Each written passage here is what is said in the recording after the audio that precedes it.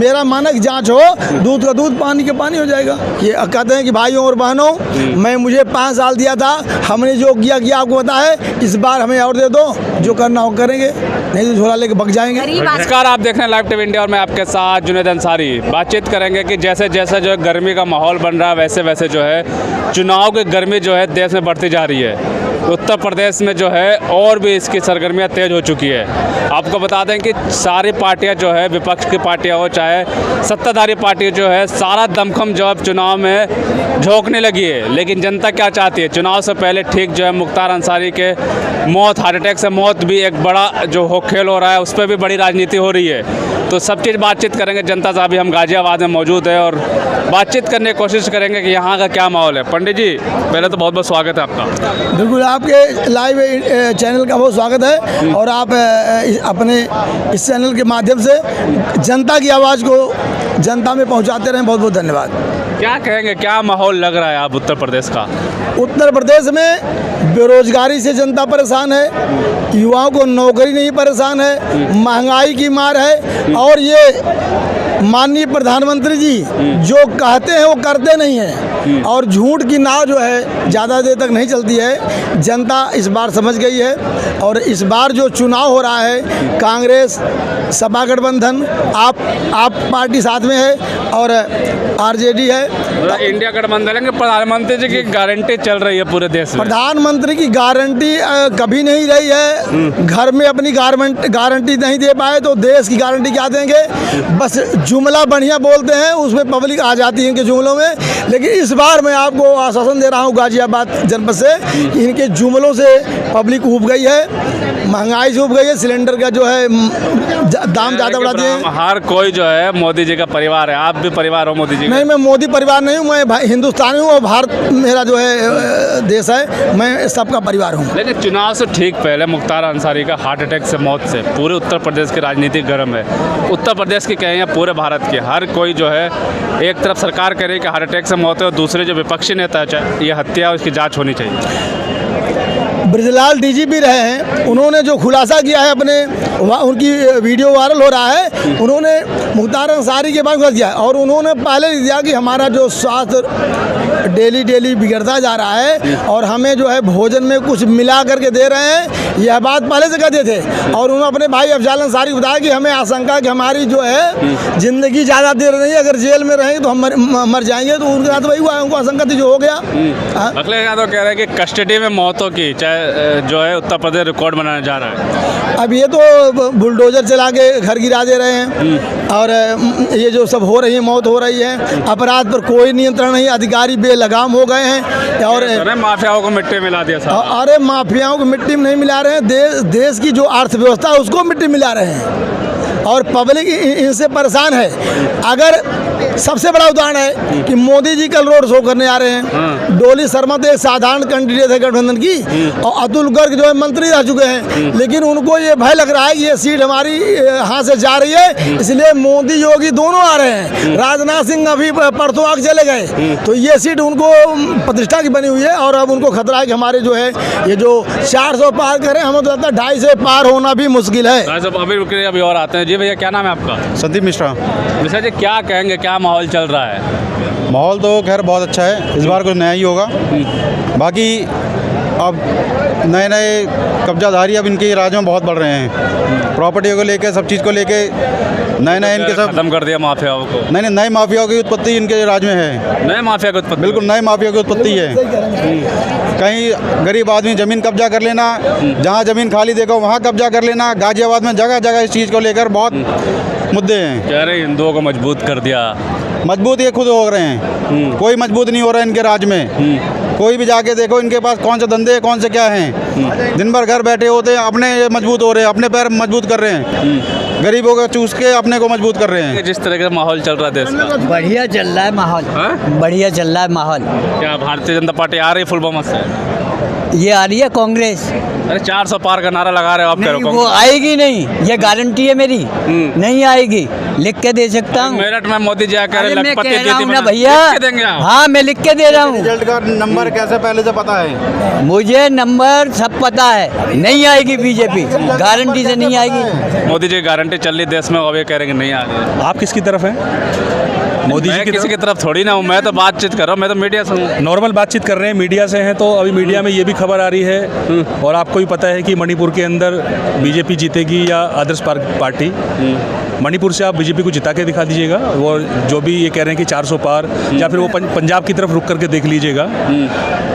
किसानों के ऊपर जो ये अत्याचार या इस प्रकार की प्रणाली जो हुई है, शायद इतिहास में पहली बार ऐसा हुआ है 2024 के अंदर। यूपी में जो है माफियाओं को ख़त्म कर दिया। माफियाओं को ख़त्म कर दिया, इसका मतलब बीजेपी के अंदर शायद कोई माफिया नहीं है क्या? जरा थोड़ा सर्वे उनकी तरफ भी किया जाए, एक विशेष प्रकार की ईडी का गठन किया जाए और बीजेपी के खेमे के अंदर उनको भी भेजा जाए। आखिर जांच से की जाए और संयुक्त रूप से जांच की जाए कि आखिर भू माफिया या गैंगस्टर कोई कहानी है वो, और क्या वास्तव में वो खात्मा होगा। अगर खात्मा हो गया तो जो न्यूज़पेपर हैं तो वो पूर्णतः जो है वो सुख शांति वाले न्यूज़पेपर होने चाहिए। आज भी उसके अंदर कहीं ना कहीं बलात्कार, अत्याचार, भ्रष्टाचार।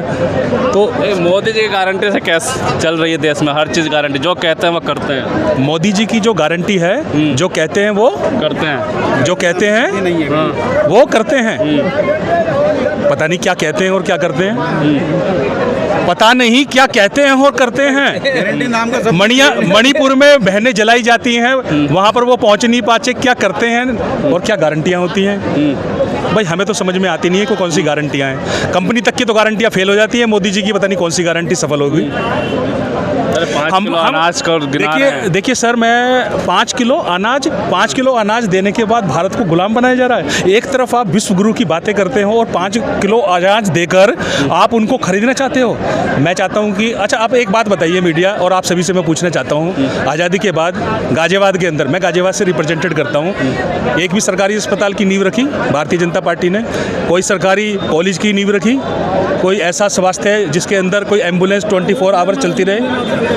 क्या यहाँ पर दूषित पानी का अंत हो पाया? गाजियाबाद में शुद्ध हवाएं यहाँ पर पाई जाती हैं क्या? जल घर घर नल पहुंचा दिया है, आपने पोस्टर नहीं देखे लगा? नहीं, नल को तो पहुँचा दो, पानी पीना है, नल को खाएंगे क्या?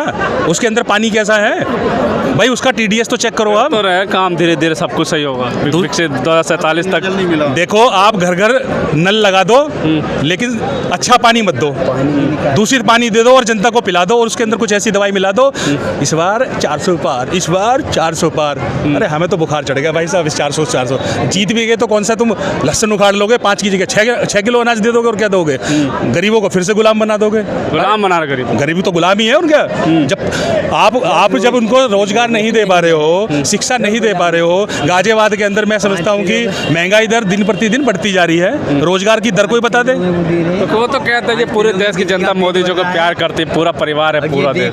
पूरे देश की जनता प्यार कर ही नहीं सकती। पंजाब की जनता के अंदर आप जाइए, मणिपुर में जाइए, कर्नाटका में जाइए, दूसरे राज्यों में जाइए, राजस्थान में जाओ, पूरी जनता कैसे कर सकती है भाई? चुनाव से पहले एक और चीज़ बड़ा गर्म हो गया, मुख्तार अंसारी का नाम बहुत चर्चे में, उसको भी बुलाने की कोशिश करें कि क्या होगा उस चुनाव से पहले। मुख्तार अंसारी जी जो एक बहुत बड़ा नाम लेके आपने एक जो बात मेरे से पूछी है, तो ये जो 400 नहीं, पूरा हर राजनेता के नाम मुंह पे नाम है इस टाइम, चाहे अखिलेश यादव, चाहे पप्पू यादव, चाहे कोई भी हो।